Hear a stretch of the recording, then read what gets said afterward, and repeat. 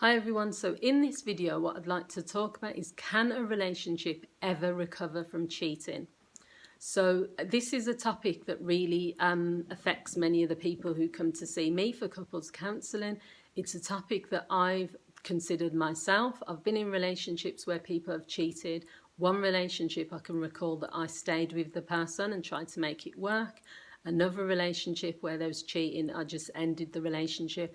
So I've got mixed feelings about it, but this is really about couples considering what is best for them when they're in a situation where there's been infidelity. Lots of people are quick to say, you should just leave the person, or, you should just put it behind you, or, give lots of advice. But it really does depend on the couple, and it depends on how you feel about it.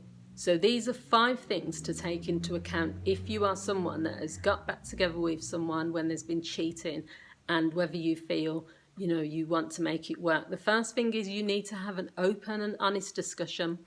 Many people make the mistake of just sweeping things under the carpet. So they say, do you know what? The cheating's happened. I don't want to talk about it again. Let's move on. Let's start afresh. It's too painful. Now, the difficulty with that is if you don't address the issue and the reason that caused the infidelity to happen, you're not only letting the person off the hook because they don't have to explain themselves, but also it's just creating this resentment and this hidden elephant in the room that never gets discussed, but each time in the relationship, it's going to come up. You might not say it out loud, but when you're having sex, you might be thinking, is the person thinking about the one they cheated with? When you're just doing normal things, you might stop and think, is this person going to cheat when we're not together? If they're going off to a meeting, if they're going off to a boys' night out or whatever it is, you're always going to have the nagging doubt in your head if you don't have the discussion. The second thing is you need to make a commitment to fight for the relationship. So many people stay together with their cheating partner because they say things like, I don't want the other person to win. I don't want the other person to think they've caused the breakup of our relationship. I'm not going to let this man go or this woman go. We've been together 20 years. We've been together too long. If you're staying with someone out of duty or out of like this moral obligation, or because the church says you have to, or your parents say you have to, it's going to be really difficult to, move forward. And so what you probably need to think about is this relationship worth fighting for? If it is, forget what anyone else has to say and you need to fight for it. Now, that might mean you both have to set boundaries with each other. That might mean you have to be clear and say to your partner, I'm not over the cheating. I don't know if I ever will be, but I'm going to try and make it work. Just verbalising that to your partner can sometimes make them feel at least she's working towards forgiving me. At least he wants to forgive me. But there's no point in just, pretending it didn't happen, going along with things, saying, to your friends and family, I'm not really in this relationship, but I can't be bothered to quit. I can't be bothered to start again. The third thing is to recognise why it happened in the first place. This can be very tricky for some couples.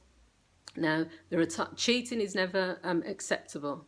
And I think even though people will come up with reasons of why they cheated, you wasn't having sex with me, you were pregnant at the time, you were not giving me enough affection, we were in a long distance relationship, whatever the reasons are, I think sometimes you still have to talk about those reasons without blaming the other person though. But if you know what the reasons are and you understand them, then you can both work as a couple to make sure that you put things in place so that hopefully it won't happen again. So an example is long distance. I've been in long distance relationships, and I'll be honest, I've never cheated because my philosophy is if I don't want to be with someone, I'll just break up with them. I don't really see the point of cheating. If I'm invested in a relationship with someone, then that's who I'm going to communicate with. That is who I'm going to sort things out with, or I'm going to leave. But long distance relationships are really tough sometimes. If you haven't seen the person in weeks because of different reasons, if you really want to see them, you really miss the affection, there's lots of reasons that can cause people to cheat. Now, that doesn't make it acceptable, but I think if you're in a long distance relationship, for example, and your partner has cheated once and they've said it's because of the distance, you can't ignore and dismiss that and say, well, no, the distance doesn't matter. It's your fault. You need to then talk to each other about, okay, how can we lessen the proximity so that we can be closer to each other? What sort of things can we put in place? The fourth thing is you can't put rules and checks in place. The cheater has to self-regulate. This is another mistake people make.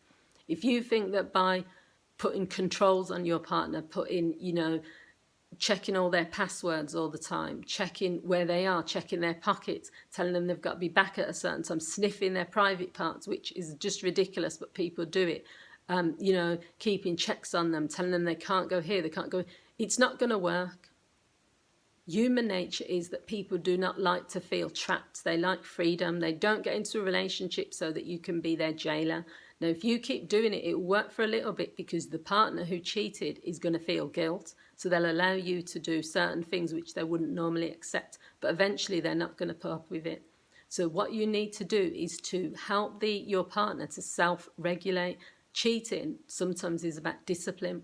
If someone is a self-disciplined person in lots of other ways, then they won't cheat because they'll recognise the consequences of cheating and they'll know that it's just a temporary thought they have that they want to be with someone else, but they don't really want to leave their partner. So they will analyse it and evaluate it. So you need to give your partner approaches or give them some motivation for them not to do that. I know that sounds really weird, but an example would be you could say to your partner, I really love the discipline you have with your healthy eating. I really love the discipline you have with going to the gym. I know that you've cheated. I know that temptation is there. So what I want you to do is put some of the same discipline you put into when you go to the gym when it comes to our relationship. So I want you to just say to yourself, I've got too much to lose. I'm not going to go there. And the fifth thing is just plan. Put a plan of action in place. So it's similar to what I've just said, but it's also sitting down as a team and saying, do you know what? This is what we're going to do to fix our relationship. This is what we're going to do. We're going to do couples counselling. We're going to make sure we have date nights regularly. We're going to make sure that we talk about things. We communicate when things are not feeling right. We, work as a team. We make sure we want to fight for the relationship. We keep the romance going. We do this, we do that. Whatever it is, what works for you as a couple. As long as you are making the decision that you're going to get back together with someone, then the responsibility is on both people. Now, some people are not going to want to hear that. They're going to say, well, he cheated or she cheated. She's got to prove that herself. He's got to prove himself. But you're in the relationship as well. You decided to take the person back. So it's better that you work as a team and you say, this has happened. I'm not to blame because I didn't cheat. But we're in this together, we're a couple, and I've decided to take the person back. So we need to have a plan of action so that hopefully it won't happen again. So I hope you found this video useful. Please feel free to leave your comments, feel free to share it if you think that other people would benefit. And please don't forget to subscribe to my channel and take care of yourself and keep tuning into my videos. I really appreciate all the comments that people leave because it gives an opportunity for us all to engage in the discussion. Thanks for watching. Take care. Bye.